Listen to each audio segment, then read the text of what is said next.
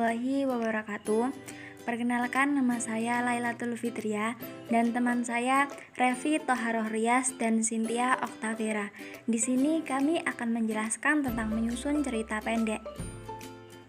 Naratif merupakan teks yang berfokus pada tokoh khusus, sedang fungsi sosial naratif adalah menceritakan kisah atau peristiwa lalu untuk menghibur khayalan.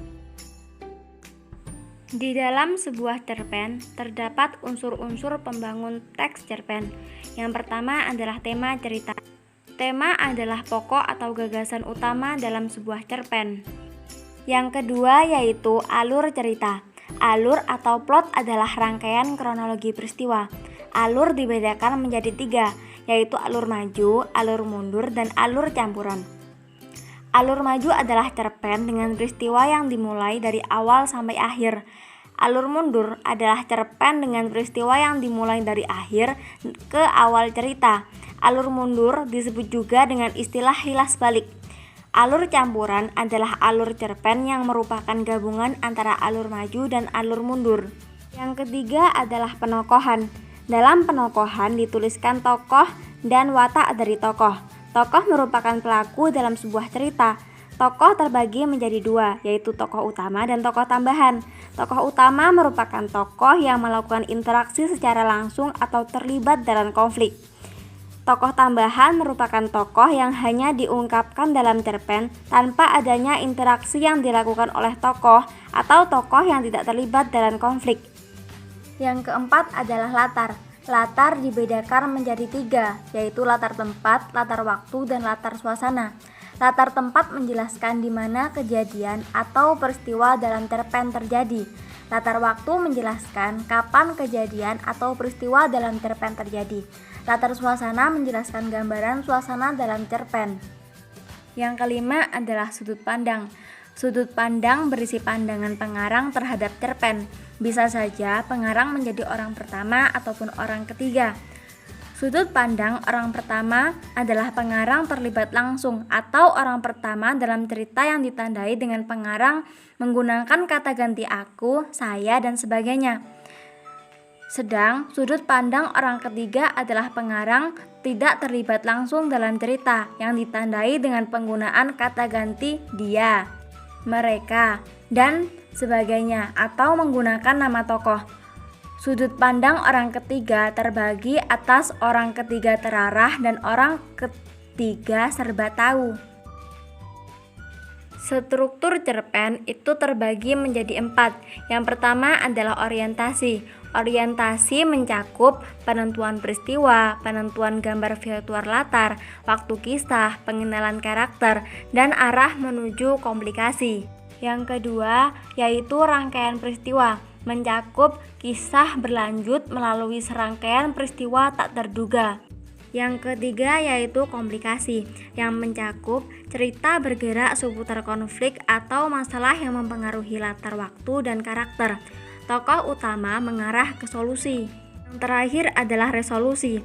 Resolusi mencakup solusi untuk masalah atau tantangan yang dicapai berhasil, yaitu cara pengarang mengakhiri cerita. Ciri kebahasaan cerpen dibagi menjadi 6 diantaranya yaitu kata ganti orang atau sudut pandang penceritaan, kata benda khusus, uraian deskriptif, penggunaan majas, pertanyaan retoris, dan dialog. Kata ganti orang adalah salah satu jenis kata yang fungsinya untuk menggantikan kata benda atau orang tertentu yang disebut secara langsung. Kata ganti orang dibagi menjadi 6, yaitu kata ganti orang pertama tunggal, contohnya saya dan aku. Kata ganti orang pertama jamak, contohnya kami. Kata ganti orang kedua tunggal, contohnya kamu, anda, dan kau. Kata ganti orang kedua jamak, contohnya kalian. Kata ganti orang ketiga tunggal, contohnya dia. Kata ganti orang ketiga jamak, contohnya mereka. Yang kedua, kata benda khusus merupakan lawan dari kata benda umum yang mengacu pada entitas yang unik atau kata-kata yang ruang lingkup dan cakupan maknanya lebih sempit atau disebut juga dengan hiponim. Yang ketiga, uraian deskriptif adalah paragraf yang melukiskan atau menggambarkan sesuatu dengan tujuan untuk melukiskan, menggambarkan, dan memberikan perincian terhadap objek yang dibicarakan sehingga seolah-olah pembaca ikut merasakan. Yang keempat, penggunaan gaya bahasa. Majas biasanya mempunyai tujuan tertentu. Secara umum, majas digunakan untuk membuat karya sastra lebih hidup. Bukan hanya itu, penggunaan majas karya sastra juga dilakukan agar bacaan menjadi menarik dan tidak membosankan ketika dibaca. Yang kelima, pertanyaan retoris. Retoris sendiri artinya adalah salah satu majas dalam bahasa Indonesia yang biasanya berupa pernyataan atau pertanyaan yang jawaban atau responnya sudah jelas yang disebut sebagai kalimat retorik. Pertanyaan retoris adalah kalimat yang berupa pertanyaan yang sebenarnya tidak perlu dijawab karena jawaban atau maksud si penanya sudah terkandung dalam pertanyaan tersebut. Yang keenam, dialog adalah sebuah kegiatan literatur dan teatrikal yang terdiri dari percakapan lisan atau tertulis antara dua tokoh atau lebih. Jenis-jenis majas dibagi menjadi 3, yaitu majas simile, perbandingan langsung, majas personifikasi, benda mati yang dianggap seperti makhluk hidup, majas metafora, perbandingan tak langsung. Majas simile adalah majas yang mengungkapkan sesuatu secara tidak langsung dengan perbandingan eksplisit yang dinyatakan dengan kata depan dan penghubung, seperti layaknya, bagaikan, laksana, dan umpama. Yang kedua, majas personifikasi adalah salah satu jenis majas perbandingan. Dengan demikian, majas personifikasi adalah gaya bahasa yang menyatakan benda mati sebagai sesuatu yang seolah-olah hidup layaknya manusia. Yang ketiga, majas metafora adalah majas analogi yang memakai atau perumpamaan terhadap dua hal yang berbeda.